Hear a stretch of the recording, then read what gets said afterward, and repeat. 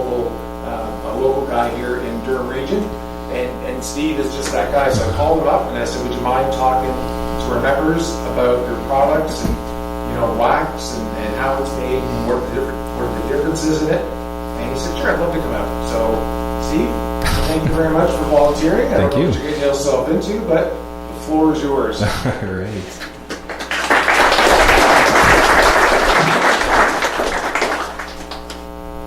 I appreciate the invite. And Wayne, are you here?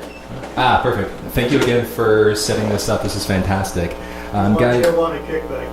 Right? Well, it's interesting. Once I saw the numbers for the club, this is something I haven't talked to Rob about either, but I'd be more than willing to, any orders that come through the club, donate 10% of any proceeds that come through the club to the club as well, too. Thank you. But my name is Steve Grenier. I'm one of the co-founders of a company called Sense of Calm Naturals. We're a natural skincare company. We also do wholesale items such as beeswax and other things as well too. We've got an apiary up north, and that's what I'm going to grab some beeswax so you guys can take a look here. So the wax itself, as you can see, it's a very, very nice yellow color. The reason why our wax is so yellow is because it's made using single-time use capping. When beeswax is traditionally done the way that it's done, the comb is normally used 2, 3, 4, 5 times. What we do is we use it once, and that's what gives it its pure color. It's also really good for cosmetics as well too. So that's one of the reasons why it's like that. I did create a PowerPoint just to go through a few things, but if anybody has any questions, if you find that I'm speaking a little bit too quickly, just yell at me. I'm a pretty easygoing guy, so no worries there.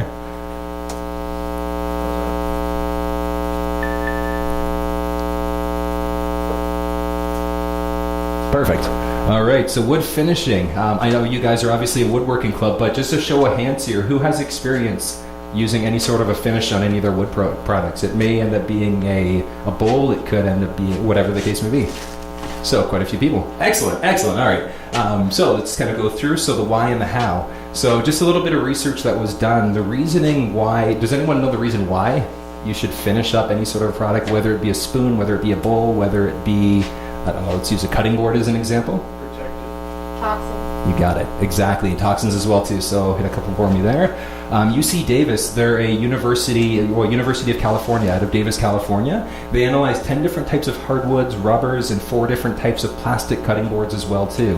One of the interesting things that they found, next slide over, is that when you finish a product properly, the likelihood of it holding bacteria goes down drastically.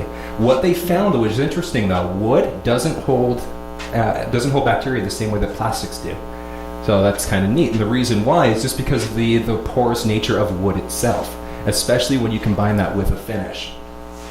Next up, so the bacteria eventually die out. Now that's Salmonella, E. coli, things like that. So as people use wooden cutting boards to cut things like chicken, beef, whatever the case may be, it'll seep into the wood.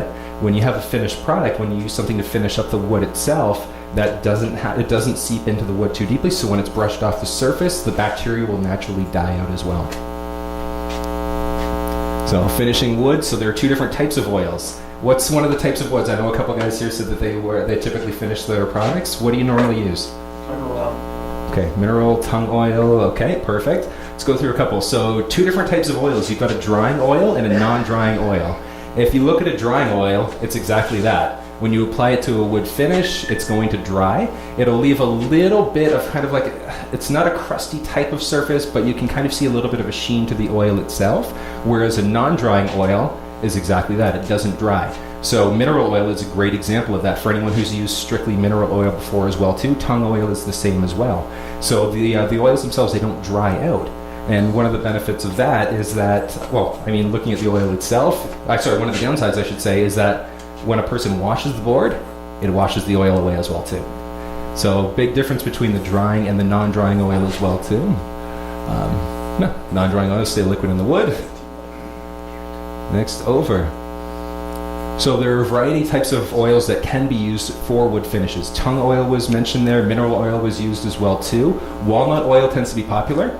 Did a couple there. So tung oil, linseed, flaxseed oil can be used. Walnut oil is used. Almond oil is sometimes used, and then mineral oil as well too. So stand on the slide here for a second. If we take a look at the first 4 oils there, they're all nut-based oils. So I'm not sure if you're aware of that, but the tongue oil is actually derived from the nut of the tongue tree. Linseed oil is flaxseed, which again is derived from a nut. Walnut oil and almond oil. Now, tongue oil and walnut oil are ones that won't go rancid.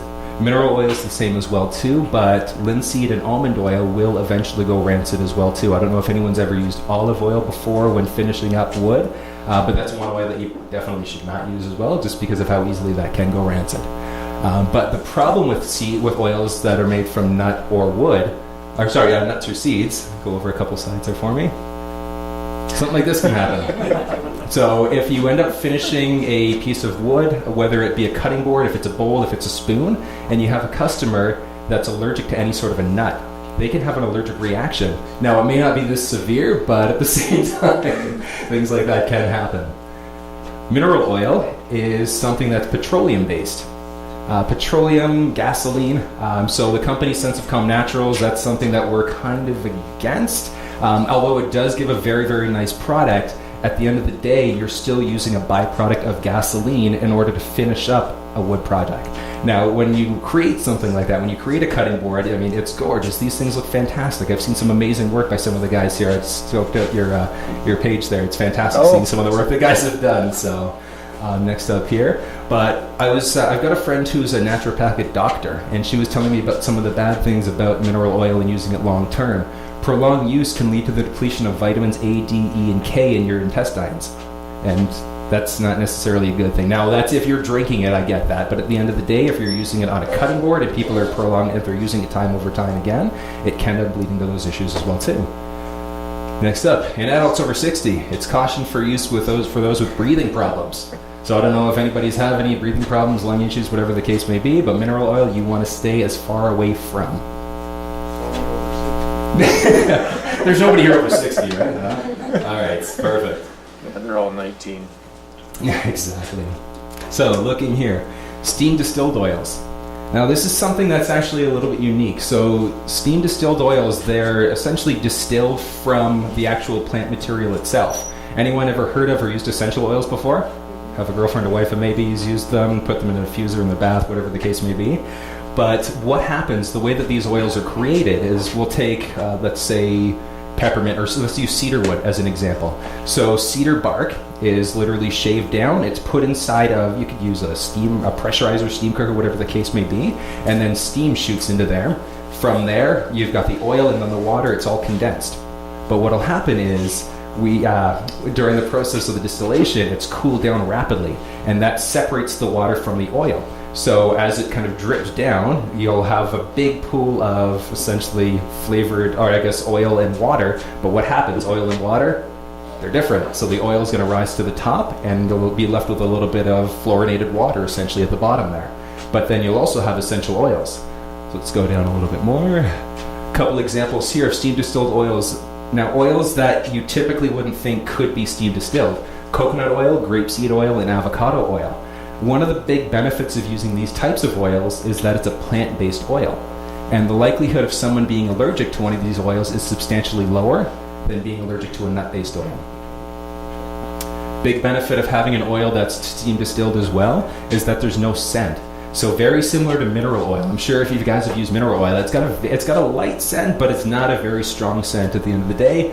If you have an oil that's steam distilled as well too, regardless of the type, regardless of the type of oil, when it comes to these types, so coconut, grapeseed, and avocado, there's no actual scent to it. Extended life, shelf life as well too for these things. So if you have a steam distilled oil for these types of oils, the lifespan goes up drastically. If you were to try to use olive oil, grapeseed, or avocado, coconut, whatever the case may be, you're still going to run into that rancidity issue after about the 2 to 3 year mark if the oil is still on the board itself. But with an oil that's been steam distilled like that, it lasts between 8 to 10 years, sometimes even longer. And like I said, it won't go rancid. Beeswax. So getting to the wax again, let's go through a couple here. It's used old school. Anybody know a little bit of history of beeswax? Anybody ever worked with beeswax before? Some of these guys are from the 17th century. So All right, just throw out an example of what kind of beeswax do you normally use? Yeah, absolutely. I melt beeswax and oil together. Perfect. How long have you been doing that for? All right. And just out of curiosity, why did you decide to start doing it?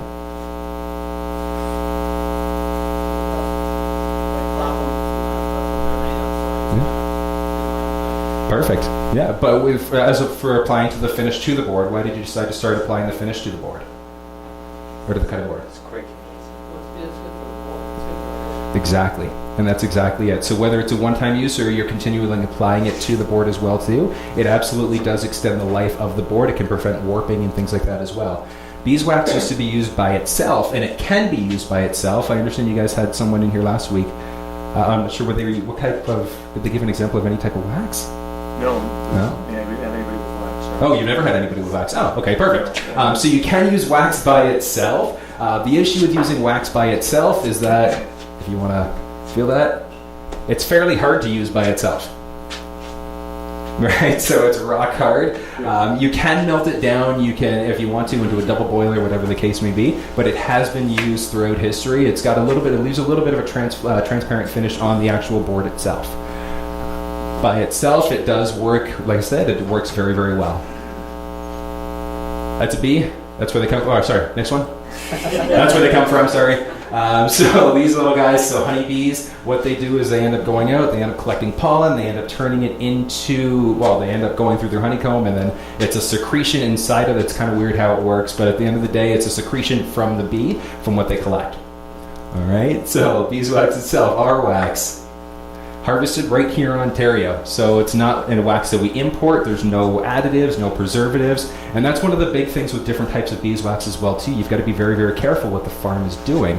Now, at the end of the day, because you're applying it to woodworking projects, it may not be as important to you, but for someone like myself, it absolutely is. We make sure that when we're harvesting the wax itself, we don't use any pesticides, which means that we're not killing off bees in order to get some wax, which means that the bees can keep on producing, which is why we can keep on making so much of this stuff. And we use traditional methods of extraction. So like I was mentioning, when the wax itself is collected, it's kind of cool. So we get the actual hive itself out, we slap it down into a barrel. It's kind of like your vacuum cleaner barrel there.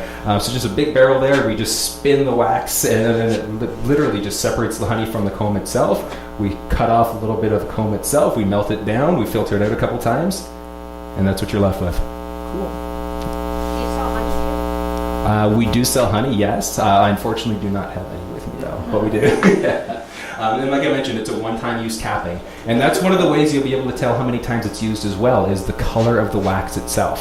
When you get a bright yellow wax like this, the capping was used only one time, which is exactly what we do. You've probably seen wax that's a little bit darker, kind of borderlining on brown, gray kind of wax. That happens whenever the beekeeper uses the wax 5, 6, 7, 8, 9, 10 times. So like I said, we use ours once, which is why it's given this nice natural color. And it's also free. Oh, sorry. Let's go to, I guess, our wood wax here. So, you'd mentioned that you use a wax that's a mix of beeswax and mineral oil, which is great if you're okay with using petroleum on your products. For myself, like I mentioned, I'm not. So what we've done is we've developed a wax itself. It's called natural wood wax, and it's exactly that. It's a mix of beeswax and steam distilled coconut oil, as well as steam distilled cedar.